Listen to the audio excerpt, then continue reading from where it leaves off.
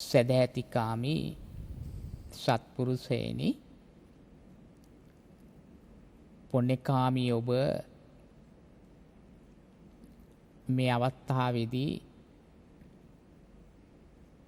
විශේෂ ධර්මානුශාසනය සඳහා ධර්ම දේශනාමය පින්කම පවත්වීම හා ධර්ම ශ්‍රවණමය පින්කමට සම්බන්ධ වීම පිණිස සූදානමින් පසුවන සත්පුරුෂ ධර්මකාමී අවස්ථාව. සද්ධර්ම ශ්‍රවණය කරන මොහොත පින් සිතුවිලි වැඩෙන ධාර්මික චිත්තචෛතසික පරම්පරා ඇතිවන, ඒ වගේම පරමාර්ථ ධර්මය අවබෝධ කර ගැනීමට ඇති සුවිශේෂ වූ ගුණ රැසක් සිදුවෙන අවස්ථාවක්. එනිසා සද්ධර්මාභිලාෂී ඔබ ඊ타මත් සංයමයෙන් කායික වාචික මානසික අවධානය මේ උතුම් පින්කම් අවස්ථාව සඳහා යොමු කරගෙන සද්ධර්ම ශ්‍රවණයට සූදානම් විය යුතු බව ප්‍රථමයෙන් සිහිපත් කරනු. පින්වතුනි, මේ ධර්ම මාතෘකාවෙන් පැහැදිලි කරන්නේ සත්වයා පුජ්‍යලයා අති දීර්ඝ කාලයක්, চিරාත් කාලයක් විවිධ ಜಾතිවල ඉපදෙමින් ඒ ಜಾතිවලට අදාළව ජරා ව්‍යාධි මරණ ධර්මතාවයන් වලට මුහුණ දෙමින් ගමන් කරන යන මේ ගමන එක් ක්ෂණයකදී අපට නිමා කිරීමට, අවසන් කිරීමට අවස්ථාව තිබියදී ඒ ක්ෂණ සම්පත්තිය ලබා දෙන ශ්‍රී සද්ධර්මයේ නියුක්ත වීමේ ප්‍රමාදී බව නිසා සිදුවෙන දුක් ගැහැටත්, එනිසා ඒ ක්ෂණය ලබා ගැනීම සඳහා ප්‍රමාදීව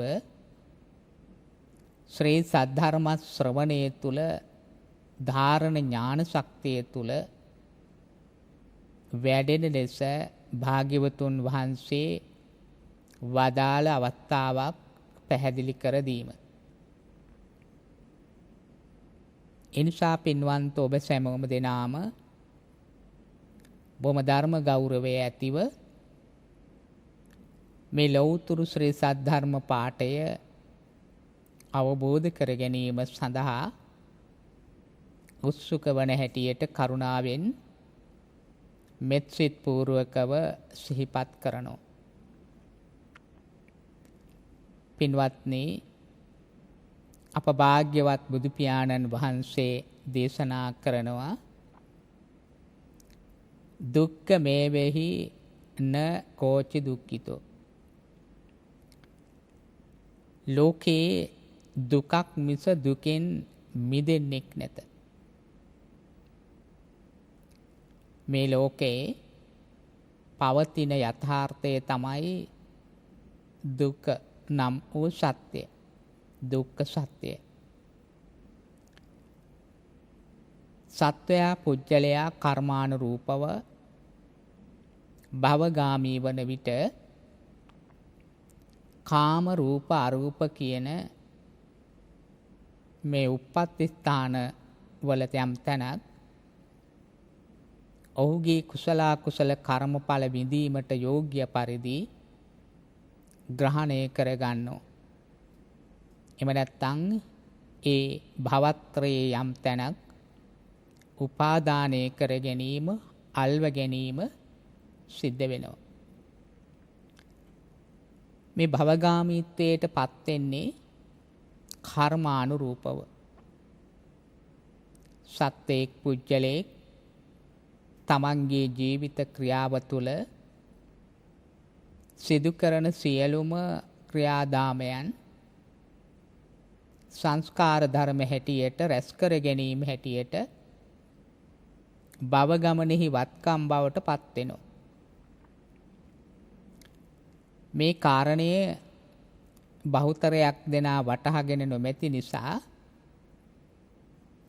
ලාමක අතහැර යන తాවකාලික දෙය වඩාත් ප්‍රියතමව උපයන්නට දිවා රෑ දෙකේ වෙහෙසීමටයි පත් වෙන්නේ.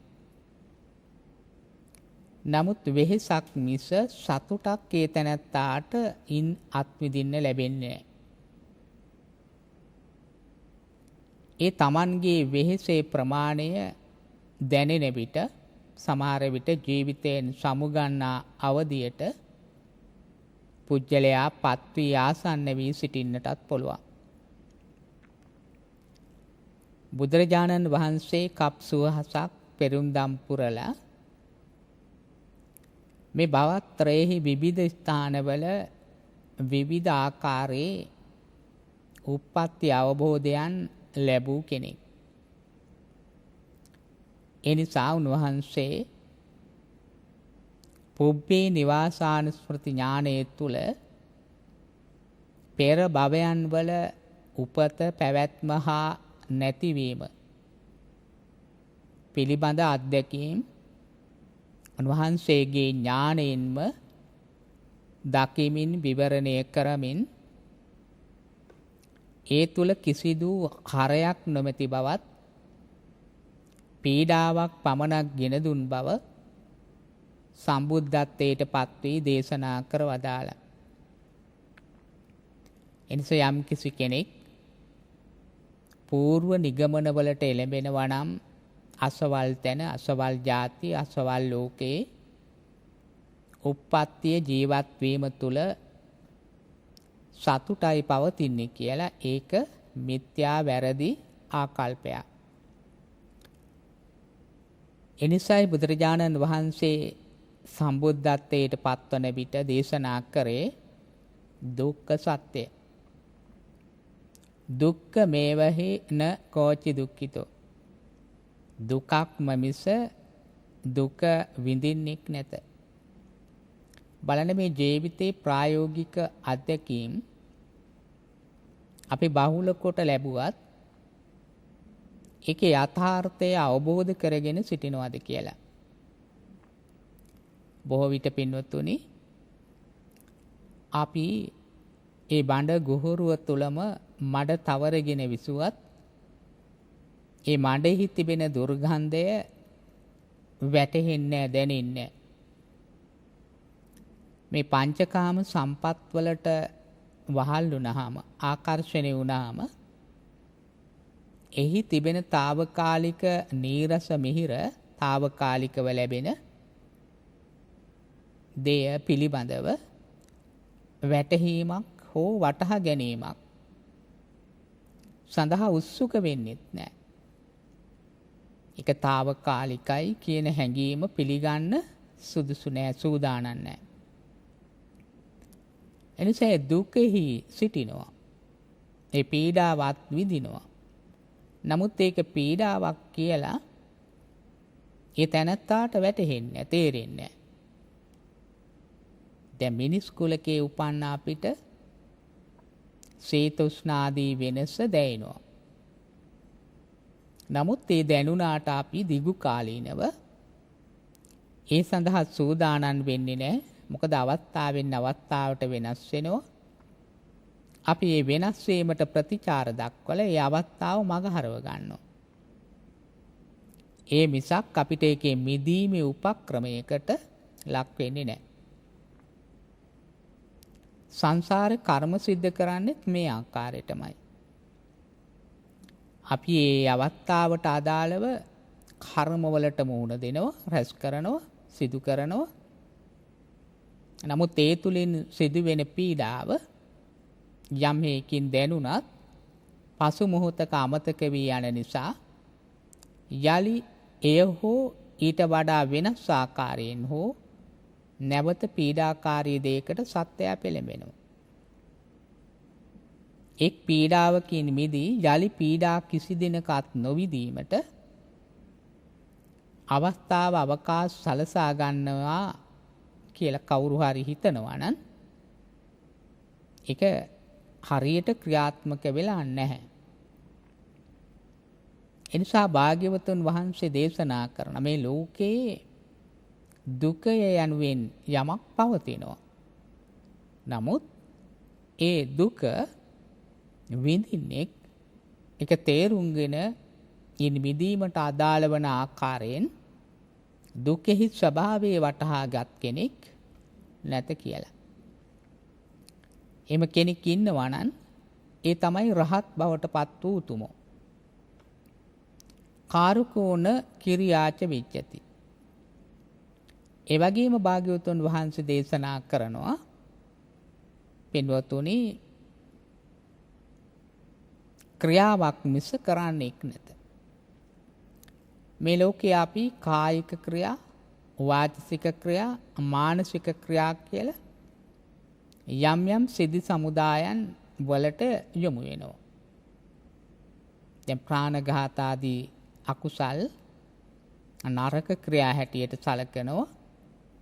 දාන ධර්ම ආදී ක්‍රියාවන් කුසල ක්‍රියා යහපත් ක්‍රියා හැටියට සැලකනවා. නමුත් තීන් සෑහීමකටපත් වෙන කෙනෙක් නිවන් අවබෝධ කරගත්ත රහත් භාවයට පත් වූ උතුමෝ පමණක් මේ ක්‍රියාවන් සිදු කළත් ඒ ක්‍රියාවෙහි අත්විඳීමක් ලබන්නේ රසවින්දනයක් ලබන්නේ. අනිත් සියලු දෙනා මේ ක්‍රියාවලින් රසවින්දනයක් ලබනවා. ඒ කියන්නේ කර්මයට අදාළ ඵලය ආස්වාදනය කරනවා. මේ තුලින් පුජ්‍යලයාට විමුක්ති මඟ බැහි මිත්‍යාවේ ద్వාරයේ තුල අන්තයට ගමන් කිරීමට පෙළඹවීමකුයි සිද්ධ වෙන්නේ. අත්ති නිබ්බුති න නිබ්බුතෝ පොමා. මේ ලෝක ධාතුව තුල පින්නොතුනි පවතින යථාර්ථයක් තමයි නිබ්බුති නිවීමක්. ඒ නිවීමක් තියෙනවා. නමුත් නිවුණු කෙනෙක් නැහැ. නිවීමට වෙහෙසෙන කෙනෙක් නැහැ. ඒකයි අත්ති නිබ්බුතෝ නිවීමක් පවතිනවා න නිබ්බුතෝ පුමා. ඒ නිවීමට පත්ව පුජ්‍යලයක් නැහැ. දැන් රහතන් වහන්සේලා නම් කෙලෙස් ප්‍රහීන කළ උත්තමයෝ බුදු පසේ බුදු මහරහත් උතුමෝ නිවීමට පත් වෙනවා. මොකද ඒක පවතින දෙයක්. ඒ පවතින නිවීම නිබ්බුතය අවබෝධ කරගන්නවා. හැබැයි නිවී ගියාට පස්සේ නැවත දැල්වෙන තැනක් නැහැ. එනිසා ඒ නිවීමේ ආස්වාදයේ දිගින් දිගට පිරිනුවන් පෑවහම යලි උපතකුත් නොමැති නිසා අර භවත්‍රයෙන් ඉක්ම ගිය නිසා කාම රූප අරූප කියන භව තලවලින් ඉක්ම ගිය නිසා එම පුජ්‍යලයා විමුක්ති සුවකාමියෙක් බවටයි පත් වෙන්නේ. මිදී ගිය කෙනෙක් බවට. එතකොට කර්ම රැස් කරන්නට හෝ කර්මවල ඵල හැටියට උප්පත්තියක් ලැබීමෙන් දුක් විඳීමක් හෝ සැප විඳීමක් හෝ ලබන තත්වයට පත් නොවි ඉන්න නිර්වාණ සුඛය තුල පුළුවන්කම තිබෙනවා. ඒ වගේම පින්නොතුනි මග්ගෝ අත්ති මේ දුක නැති කිරීමට ඒ වගේම කරන ක්‍රියාවන් වල ස්වභාවයන් අවබෝධ කර ගැනීමට නිවීමේ මාර්ගයේ එවත් නිර්වාණය නැමැති ධර්මතාවයේ පවතින දෙය යථාර්ථවාදීව දැකීමට සුදුසු වූ මග්ගෝ අත්ති මාර්ගයක් තිබෙනවා. ඒ මාර්ගයේ බුදුරජාණන් වහන්සේ දේශනා කරා පෙන්වා දී වදාලා. ප්‍රථම දහම් දේශනයේදීම මධ්‍යම ප්‍රතිපදාව හැටියට වදාළේ ඒ නිබ්බුතියට අදාළ නිවීමට අදාළ මාර්ගය. ඒ වගේම එහිදීම දේශනා කරා මේ ලෝකයේ තුල පවතින ස්වභාවිකත්වය තමයි දුක්ඛ කියන ධර්මතාවය. එනිසා ඒ දුක කියන ධර්මතාවය අවබෝධ කරගෙන ඔබ විසිය යුතුයි කියලා. නමුත් අපි ඒ මාර්ගයේහි ගමන් කරන සයක් දකින්නේ නැහැ. මග පවතිනවා, මග යන්නේක් නැහැ. ඒ නිර්වාණ මාර්ගය, නිර්වාණ ධර්මතාවය, නිබ්බුතිය ලෝකයේ තුල පවතින අවබෝධ ඥානය. ඒ පවතින්නේ නමුත් ඒ පවතින යථාර්ථයට ගමන් කළ යුතු පිළිවෙත, චරිතායනයේ ගොඩනගා ගත යුතු ආකාරය, මාර්ග ධර්ම ප්‍රතිපදාව තුළින් භාග්‍යවතුන් වහන්සේ දේශනා කරලා තිබෙනවා. නිවන් අවබෝධ කර ගැනීම චිත්තක්ෂණයකින් අත්කරගත හැකි ධර්මතාවයක්. ඊටාම සුළු මොහොතකින් වැටහෙන ප්‍රසක් වෙන ධර්මතාවයක්. ඕනෑම සංසිද්ධියක් පින්නතුනි අවබෝධ වෙන්නේ මහා ක්‍රියාවලියක් තුල නෙමෙයි, ක්ෂණිකව සිදුවෙන යම් මානසික ඝට්ටනයක අවස්ථාවක් හැටියටයි. ඉතින් මේ ආකාරයට නිවන් මඟ ලබනු පිණිස අපි අනුගමනය කළ යුතු ප්‍රතිපදාවක් පවතිනවා. නමුත් මේ ප්‍රතිපදාව තුල ගමන් කරන තැනැත්තෙක් නැහැ. ඒතකොට දහම පවතිද්දී ධර්ම මාර්ගයේ කුමක්දයි වටහා දී තිබියදී, ඒ වගේම නිවීමක් හා සැනසීමක් පිළිබඳ ධර්මතාවයක් යථාර්ථවාදීව තම නුවණින් පසක් කර ගැනීමට ඇති හැකි බව ශාස්ත්‍රෝන් වහන්සේ වදාළේමුත් අපි ඒ අයුරින්ම අනුගමනය කරන ප්‍රතිපදාවකින් මිදී ගිලිහි සිටින බවයි ඉන් පැහැදිලි වෙන්නේ. අපි දැන් ඒ කරුණු මේ ලෞතුරා ධර්මයේ ඉගැන්වෙන කාරණා මනාව හඳුන ගන්න ඕනේ. භාග්‍යවතුන් වහන්සේ දේශනා කරන්නේ කුමක්ද කියන කාරණය. ධර්ම ශ්‍රවණය කළ යුතු වන්නේ ඒකටයි. ඒ තුළින් අපිට ශ්‍රතවත් භාවය ලැබෙනවා. අපිට හොඳ අසීමේ ශක්තිය ලැබෙනවා. ඒ වගේම ධාරණ ශක්තිය අපිට ඒ තුළින් ලබාගත හැකි, උදා කරගත හැකි. බෞද්ධ භාවයක් අර ධාරණ ශක්ති ඥානයක් තුළ තමයි අපි ආසන කියන දේහි නිර්වද්‍යතාවය ග්‍රහණය කරගන්න පුළුවන්කම තිබෙන්නේ. මේ ලෞතර සම්බුද්ධ දේශනාව අපි ඒ අනුවයි අපේ ජීවිතයේ අවබෝධ ඥානයේ සඳහා මාර්ග ප්‍රතිපදාව හැටියට ලක් කරන්නේ ධර්ම ශ්‍රවණය කිරීමේ කැමැත්ත නිසායි අපි තුල ඇති වෙලා තිබෙන්නේ. සංසාරිත්වා චිරංකායෝ, අපි සංසාරී සසර පින්නතුනි ඊටාම දීර්ඝ කාලයක් ගමන් කරමින් පවතින අය. දා ಭಾರತ සමාජයේ ශාස්ත්‍රත උච්ඡේද ආදී විවිධ වාද තිබුණා.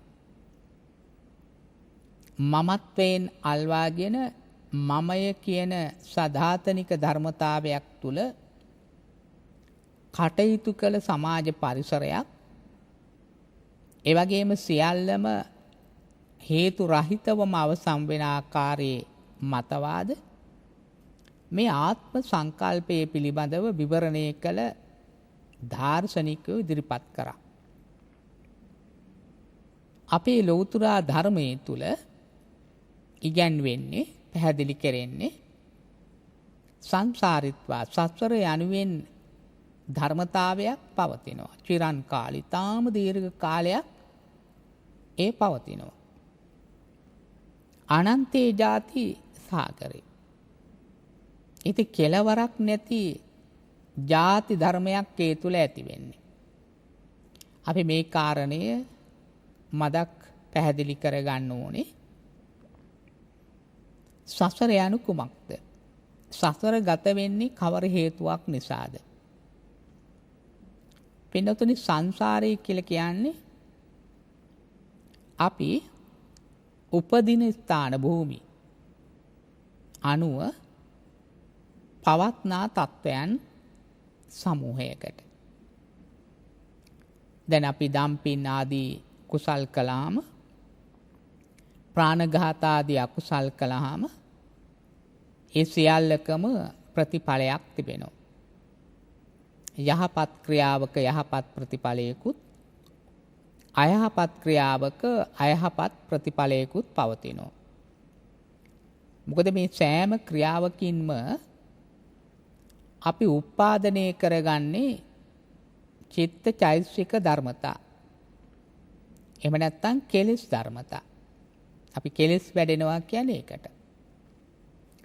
ක්ලේශ ධර්මයන් හැටියට අපි සලකන්නේ අපේ සිතේ ඇතිවෙන සිතුවිලි මගින් විවිධ වූ ක්‍රියාවන් සිදු කිරීමට පෙළඹවීම, ඒ තුලින් Taman ග්‍රහණය කරගත්ත තත්ත්වයන්. එතන මේ බැඳීම් සංඛ්‍යාත, ඇලීම් සංඛ්‍යාත, යම් සිතුවිලි මාත්‍රයක පටන් භෞතිකව ගොඩනැගුණු මහා පරිමාණ වස්තුවක් කරා ගියත් මේ සියල්ලම ඒ සංස්කාර ධර්ම අපි රැස් කරගත්ත දේ බවටයි පත් වෙන්නේ. සිතුවිලි මගින් යම් ක්‍රියාවකට පෙළඹවි ඒ ක්‍රියාකාරීත්වයෙන් උපයාගත් වස්තුව ඒ කෙලෙස් ධර්ම අපේ හැඟීම් අවදි කරන, බැඳීම් ඇති කරන ධර්මතා බවට පත් වෙනවා. එතන මේ කෙලෙස් ධර්ම වලට අනුව අපි මේ සංසාරයේ යලි යලි ඒවා ලබා ගැනීම, රස වින්දනය සඳහා පෙළඹවීමක් ඇති නිසා උප්පත්තිය ලබන්නේ. ඒ උප්පත්තිය ලබනකොට සාර භූමිය වගේම නිස්සාර භූමියත් පවතිනවා. මේ කාම ලෝක ධාතුව තුල මේ පසින්දුරන් පිනවන පුජ්‍යලයා කරන පංච දුෂ්චරිත හා දස කුසල් ආදී ක්‍රියාවන් මත මනුස්ස දිව්‍ය ආත්ම වැනි සුගති සංඛ්‍යාත භූමිවල උප්පත්තිලාභය ලබන්න වාසනා ගුණ ඇති කරගත හැකි. ඒ වගේම දුගති සංඛ්‍යාත කර්ම රැස් කිරීම නිසා, සංස්කාර ධර්මයන් නිසා ඇති වී පැවතී නැති වෙන ස්වභාවයන් එක්ක අපාය භූමිගත වීමට හැකියාව තිබෙනවා. වැඩි අවකාශයක් තිබෙන්නේ පුජ්‍යලයාට විමුක්තියට වඩා සසර ගත වීමට ඇති අවකාශයි.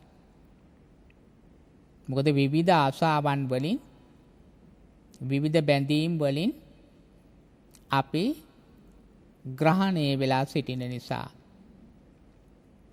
මේ නිසා භාග්‍යවතුන් වහන්සේ අපට අනුදැන වදාරනවා, දේශනා කරනවා, නිරන්තරයෙන්ම අපේ විමුක්තිය උදා කර ගැනීමේදී මේ සංසාර බන්ධනයෙන්, සංසාර ඇල්මෙන් මිදීමේ අවශ්‍යතාවයක් පවතිනවා කියලා. යම් හේකින් අවීචාදිත්තානයකට පුජ්‍යලයා ඇද වැටුනොත් ඉන් මිදීමට ඉඩ කඩක් නැහැ.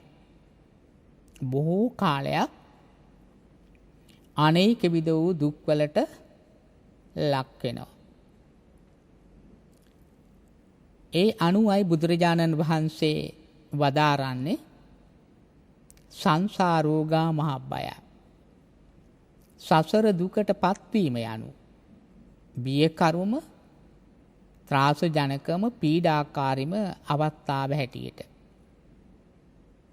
මානසික දුෂ්චරිත නිසා චිත්තාවේග හේතු කරගෙන අපි නොයි කර්ම රැස් කරලා ඒ අවිනිශ්චිත බවින් පීඩිත බවින්ම පිරුණු දුක් දුම්නස් ගහන අපා භූමිවලට අපිට ආකර්ෂණය වෙන්න ඉඩ වැඩි.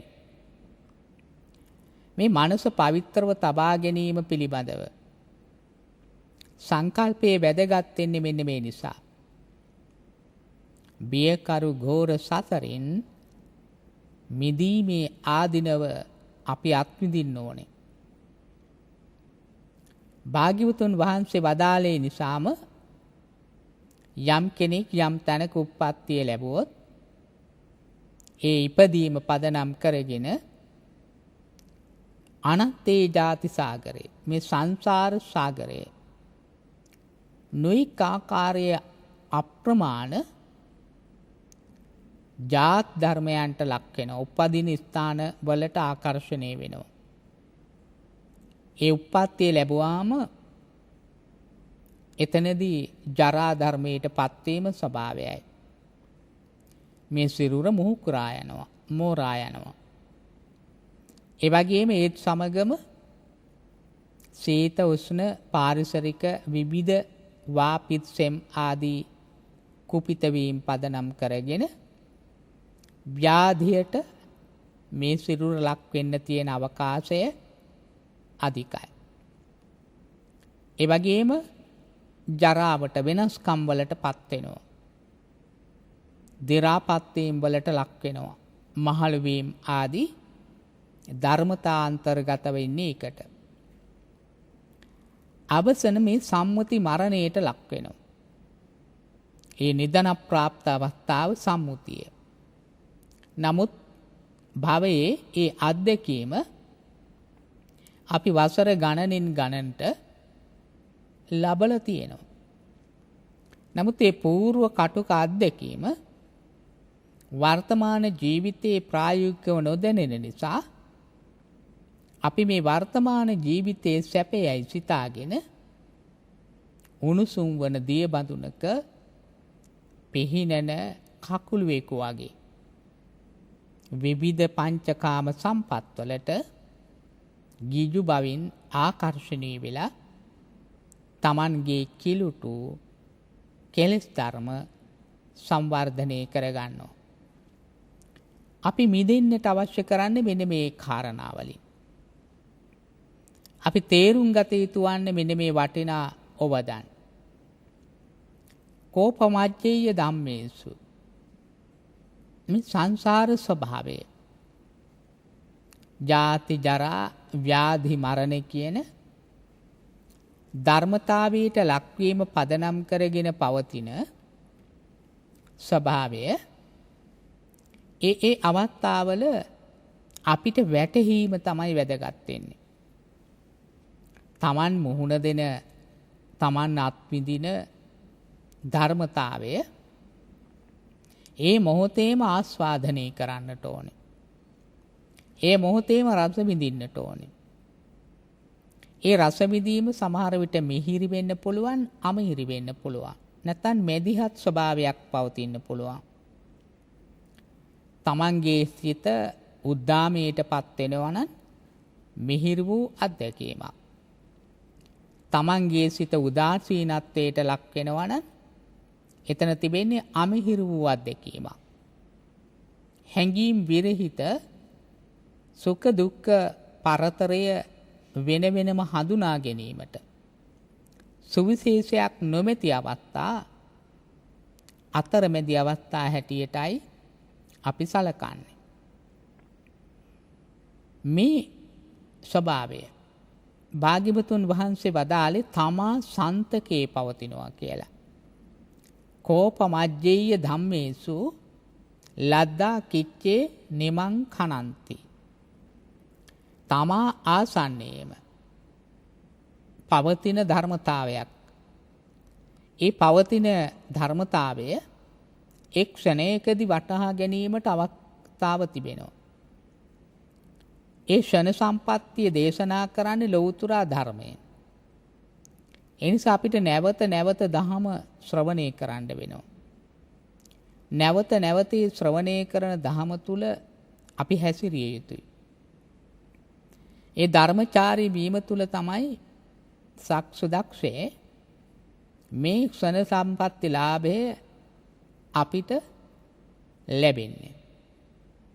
සමහර විට පින්වන්ත ඔබ ඔබේ ජීවිතේ මේ යථාර්ථය තේරුම්ගෙන ඇති. චතුරාර්ය සත්‍යයේ යථාර්ථය නිවැරදිවම පුරුදු පුහුණු කළ සංසාර ගුණයන් පදනම් කරගෙන වැටහුණු අවස්ථාවන් තියෙන්න පුළුවන්. හැබැයි නිවැරදිව එය ධාරණය කරගන්න අපි සමත් වෙලා නැහැ. ඒ කියන්නේ අපේ විඥාන ධාතුව, අපේ මේ පංචස්කන්ධයේ ප්‍රබලම ධාතුව විඥානය, ඒ විඥාන ධර්මතාවය තුල ඒ වාසනා ගුණ ඇති විමුක්තියේ අවස්ථාව ඇසුනාට, දුටුවාට, දැනුණාට, හැඟීම් සහගත වුණාට තමා තුල රැඳී නැහැ. අපි ඒ අවස්ථා එමට ගිලිහෙන්න ඇරලා ඇති. මොකද විමුක්තියට වඩා බැඳීම, යුතුයකම්, සාර ධර්ම ආදී මේ සමාජ සම්බන්ධතා අපි උසස් කොට අදත් මතු සලකන ප්‍රවණතාවයක් පවතින්නේ. මෙන්න මේ මුලාවේ අවකාශය අපි දැන් අවසානයක් බවට පත් කරගන්න ඕන. අපි ඒ සඳහා යොමු යුතු පරිසරය තමයි මේ දේශනා කරන්නේ. කවර පසුබිමක් මත, කවර හේතුවක් නිසා ඔබ අප්‍රමාදීව මේ ධර්මයෙහිම හැසිරීමෙන් වැළකී සිටින්නේ කුමන කරුණක් නිසාද කියලා. මේ ධර්මයේ හැසිරීම කියලා කියන්නේ චතුරාර්ය සත්‍ය ධර්මයයි අපි වටහා ගත යුත්තේ. ඒ සඳහා තිබෙන ප්‍රතිපදාව ආරෂ්ඨාංගික මාර්ගය අපේ ජීවන පැවැත්මේ ජීවන මඟ බවට මේ ලෝකෝත්තර මාර්ගයේ තෝරගෙන නැහැ අපි. අපි ලෞකික මාර්ගයේ තෝරගෙන තිබෙනවා. ලෞකිකත්වයේ තුල සිදුවෙන්නේ කුමක්ද? මේ පංචස්කන්ධය නඩත්තු කොට පවත්වාගෙන යාම. ලෝකෝත්තර මඟ ගමන් කිරීමෙන් සිදු කෙරෙන්නේ කුමක්ද? මේ පංචස්කන්ධය නඩත්තු කිරීමෙන් වැළකී එය බැහැරින් තැබීම.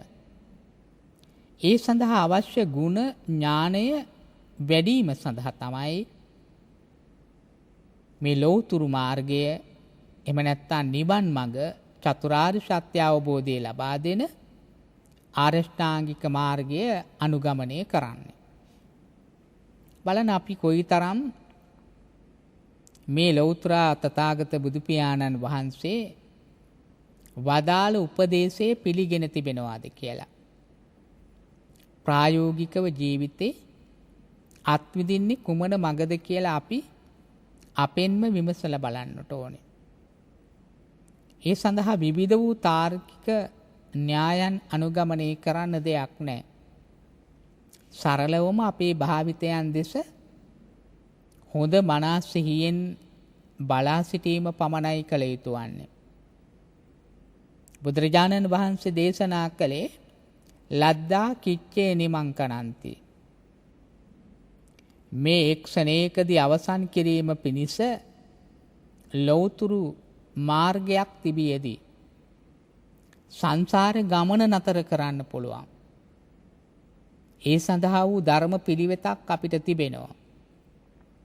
ඒ දහම් පිළිවෙතෙන් අපි මිදිලා ගිහින් ඒ දහම් පිළිවෙත අපේ ජීවිතයේ භාවිතය නොවීම නිසා අපි සංසාරේ මුලා වෙලා ඉන්නේ. අපි මේ මුලාවෙන් මිදෙන්නට ඕනේ. අපි යථාර්ථය දකින්නට ඕනේ. සුභවාදී ජීවිතයකට අපි ආකල්ප සංවර්ධනය කරගන්න ඕනේ.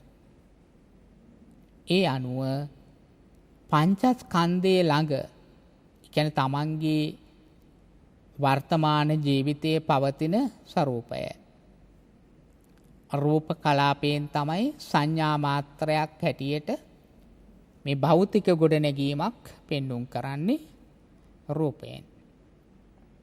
භෞතිකමය වූ සංකල්පයක් සමාජයට අනෙක් පුජ්‍යලයාට දර්ශනය වෙන්නේ රූපය තුලින්. හැබැයි ඒ රූපේ සදාකාලික නෑ. ඒක හටගෙන තිබෙනවා කර්ම ශක්තියක් පදනම් කරගෙන.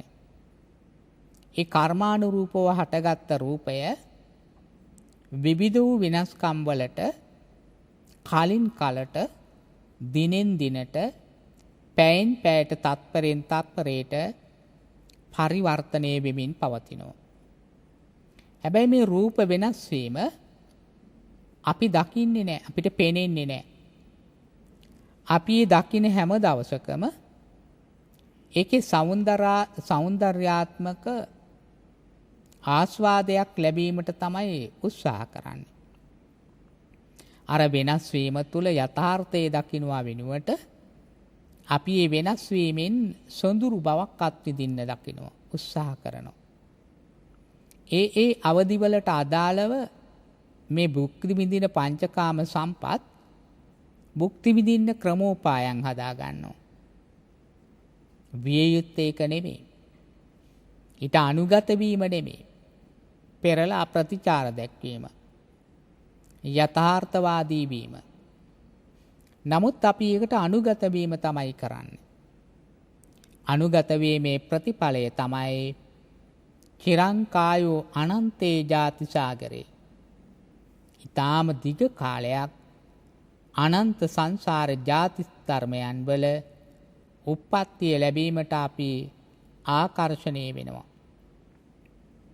අපි කරන ක්‍රියාවන්ට අදාළ ප්‍රතිචාරයේ ප්‍රතිඵලයේ හැටියට රූප හෝ අරූප හෝ බඹතලවල නැත්තම් කාම ලෝකේ රස වින්දනයේ පතනවා. මෙන්න මේ මුලාව අපි හමාර කළ යුතු වෙනවා. බුදුරජාණන් වහන්සේ වදාරනවා මේ රූපයේ තිබෙන යථාර්ථය අවබෝධ කරගත්තාම ඒ වගේම වේදනාව විඳීම් ස්වභාවයක් අපේ සිතට දැනෙන ස්වභාවයක් සුඛ වේදනා දුක්ඛ වේදනා අදුක්ඛම සුඛ වේදනා ආදී වශයෙන් අපේ ගතට දැනුණු දෙයින් සිත විනිවිද යනවා කිලිපලා යනවා. ඒ වෙලාවට ප්‍රහර්ෂයට ලක් වෙන්න පුළුවන්. නැත්තම් දුක්ඛ පීඩාවකට ලක් වෙන්න පසුතැවීමකට ලක් වෙන්න පුළුවන්. හැඟීම් විරහිත වෙන්න පුළුවන්. මේ වේදනා ධර්මතාවයේ කවර තැනකින් හටගෙන කවර තැනකින් විකාශනය වන්නක්ද කියලා කිසිම කෙනෙකුට වටහා ගන්න බෑ.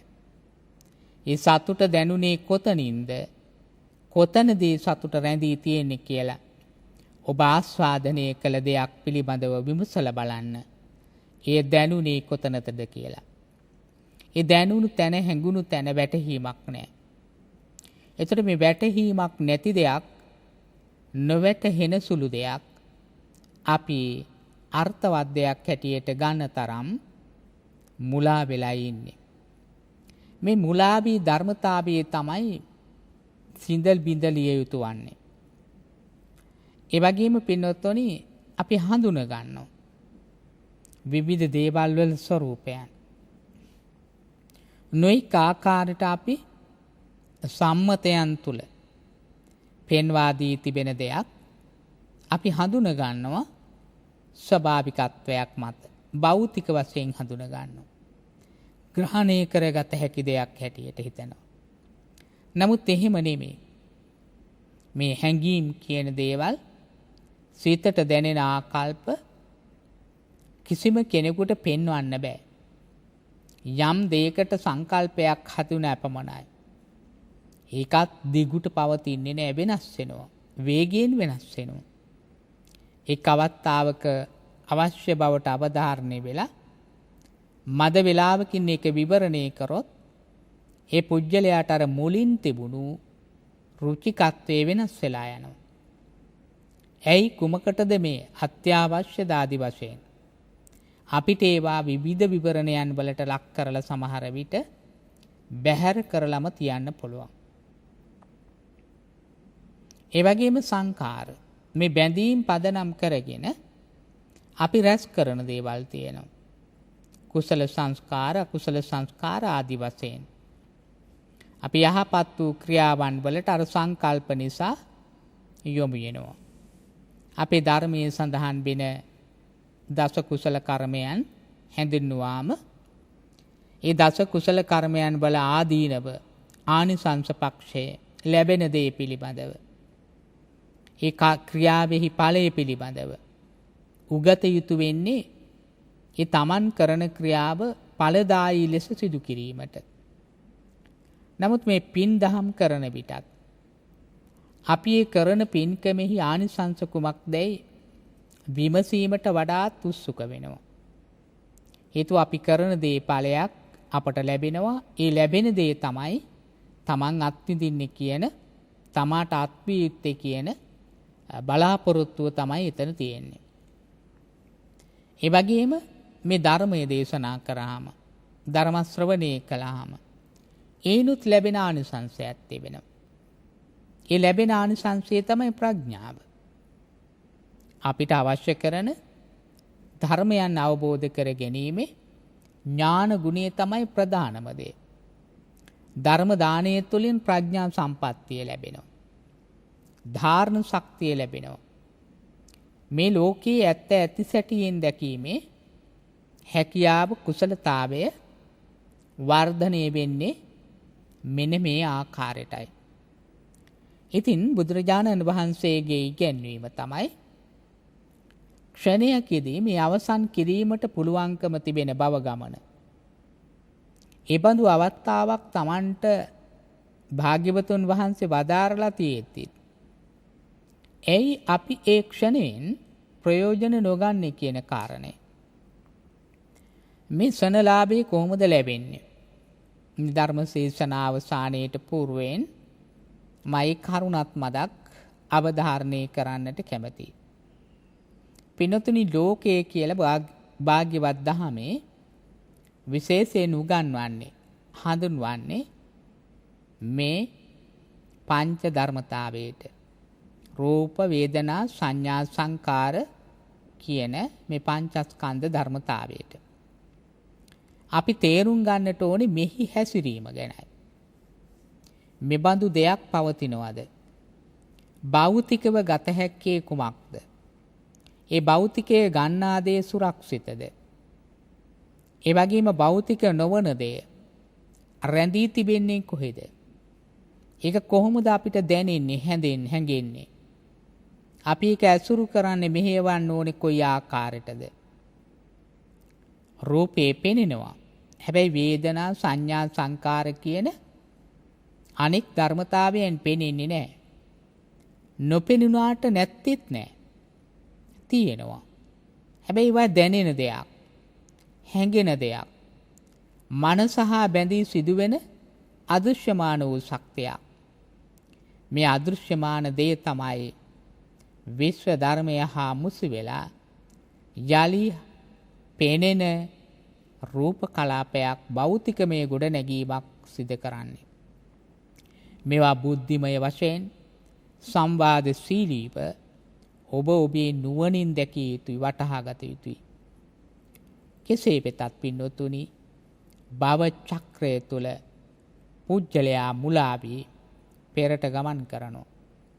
මේ භවගාමීත්වය සුගතිය නොවේ. එය දුකට හේතු කරන, දුක් වැඩිවීමටද බලපෑම් කරවන කර්ම රැස් කරන සක්වලක්. මේ කර්ම සක්වලෙන් පුජ්‍යලයා බුද්ධිය තුළින් ඉවත් වී යා යුතුයි. ඒ ඉවත් වීමට නම් හොඳ ඥානනයක්, හොඳ විචක්ෂණශීලී අවබෝධයක් අප තුළ තිබෙන්නට ඕනේ. පින්වන්ත ඔබ බුදුරජාණන් වහන්සේ වදාළ මේ දහම් කාරණය සිත දරා ගන්න. සංසාරිත්වා චිරං කාලෝ අනන්තේ ජාති සාගරේ. අප්‍රමාණ දිගු කලක් සසර සයුරෙහි අපි නොඑක ආකාරයේ ජාති ජරා ව්‍යාධි මරණ ධර්මතාවයන්ට ලක්වෙමින් පැමිණියා. ඒ පැමිණි දුර්ග වූ මාර්ගය නිමා කළ හැකි. කෝපමජ්ජය ධම්මේසු ලද්ධා කික්කේ නිමං කනන්ති. ඊ타ම සුළු මොහොතකින් මේ පංචස්කන්ධයේ හැසිරීම පිළිබඳ නුවණින් බැලූ කල ඔබට නීරස සසරෙහි ස්වර්ගය දැකීමට මෝක්ෂය දැකීමට හැකියාව තිබෙනවා. ඒ දැකීමට නම් අපි අප්‍රමාදීව ලෞතුරු දහමෙහි හැසිරිය යුතුයි. ලෞතුරු දහම මනා නුවණින් ශ්‍රවණය කළ යුතුයි. ඒ ධර්මයේ තුලම අපි සැනසීමට පාත්‍ර වේ යුතුයි. ඔබට මේ ලෝකෝත්තර අමා සුවය අත්විඳීමේ භාග්‍ය සම්පත්තිය ධර්ම ශ්‍රවණානිසංසයෙන් නිරන්තර ලැබෙත්වායි ප්‍රාර්ථනා කරනවා.